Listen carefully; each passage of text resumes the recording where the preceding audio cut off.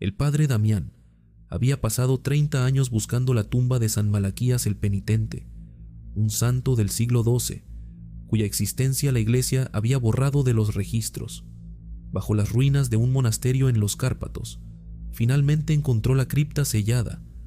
Las advertencias talladas en latín arcaico cubrían cada superficie: que permanezca hambriento, que permanezca enterrado, que nunca despierte saciado. Cuando rompieron los sellos, un olor salió de la oscuridad, incienso mezclado con algo dulce y enfermizo. El sarcófago contenía un cuerpo perfectamente preservado. San Malaquías yacía con piel translúcida como cera, venas azuladas visibles debajo. Sus ojos estaban abiertos, pupilas dilatadas hasta ser casi completamente negras, y su boca estaba cosida cerrada con alambre oxidado que había crecido dentro de la carne, fusionándose con los labios. Esa noche, Damián despertó con certeza terrible. El sarcófago estaba vacío. Huellas de pies descalzos conducían al bosque, dejando marcas húmedas que olían a ese incienso dulzón. El equipo las siguió y encontró al santo arrodillado frente a un ciervo muerto, sus manos fracturando los huesos del animal con fuerza antinatural. San Malaquías giró hacia ellos con movimientos espasmódicos. Los hilos de alambre en su boca comenzaron a romperse uno por uno. Su boca se abrió lentamente, revelando una oscuridad interior que se extendía más profundo de lo anatómicamente posible. Lo que emergió fue un gemido de hambre que había durado 800 años. El santo presionó su boca contra el ciervo. La carne se disolvió al contacto, siendo absorbida en esa oscuridad. En segundos, el animal se marchitó completamente, pero Malaquías permanecía exactamente igual, delgado, translúcido, hambriento. El hambre no había sido saciada, solo despertada. Damián revisó frenéticamente sus documentos. Malaquías había sido un asceta extremo que ayunaba durante meses, buscando purificación a través del hambre. Pero algo había salido mal. Había abierto un vacío dentro de sí mismo que no podía llenarse. El hambre se había vuelto su esencia, reemplazando todo lo que lo hacía humano. La iglesia lo había encerrado vivo, cosiendo su boca y sellando la tumba con oraciones. Las advertencias eran literales. Mientras permaneciera hambriento e inmóvil, el peligro estaba contenido. Pero ahora que había despertado y comenzado a alimentarse, el hambre solo crecería sin límite.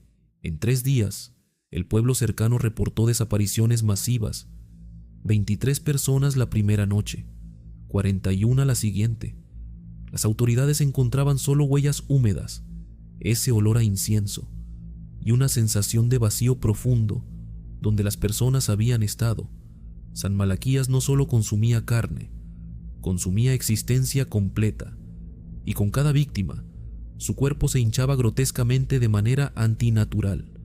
Sus extremidades se alargaban, su boca se había rasgado hasta las orejas, revelando esa oscuridad que ahora brillaba con luz enfermiza. Sus ojos eran pozos que absorbían la luz ambiental. Lo peor llegó cuando personas en el pueblo comenzaron a rechazar comida, insistiendo que sentían el hambre sagrada llamándolos. Ayunaban durante días mientras sus cuerpos se marchitaban, pero sus ojos desarrollaban esa dilatación característica. Hablaban de sentir el vacío dentro de sí mismos, de comprender la verdadera naturaleza de la santidad como ausencia. Sacerdotes enviados para confrontar al santo terminaban uniéndose a él. Reconocían en su hambre una devoción más pura que cualquier ritual ortodoxo. En 2 semanas, comunidades enteras dejaban de comer, guiadas por convicción religiosa renovada. La gente caminaba voluntariamente hacia la boca del santo, desapareciendo en esa oscuridad interior. Damián tocó la mano del santo. El contacto transfirió comprensión directamente a su mente. Malaquías no había fallado en su búsqueda de Dios. Había tenido éxito. Lo que había encontrado era la verdad que la iglesia nunca podía admitir.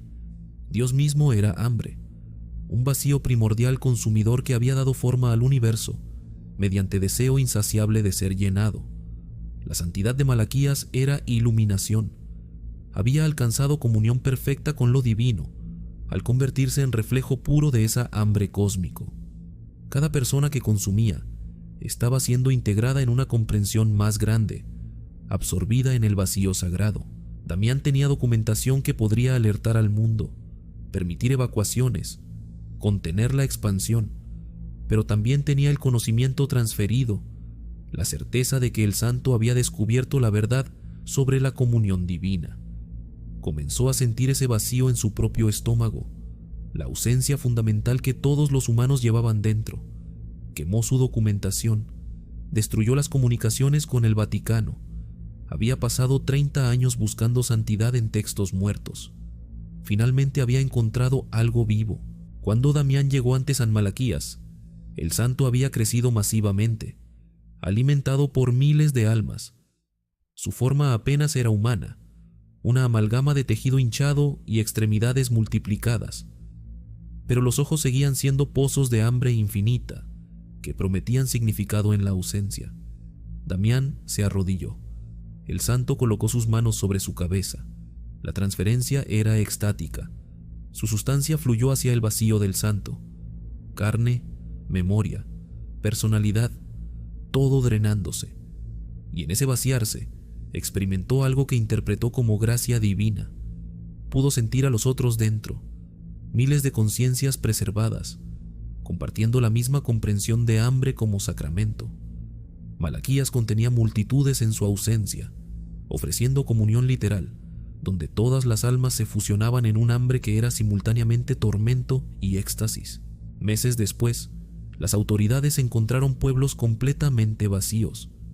Ningún cuerpo, ninguna violencia, solo ese olor a incienso y manchas húmedas.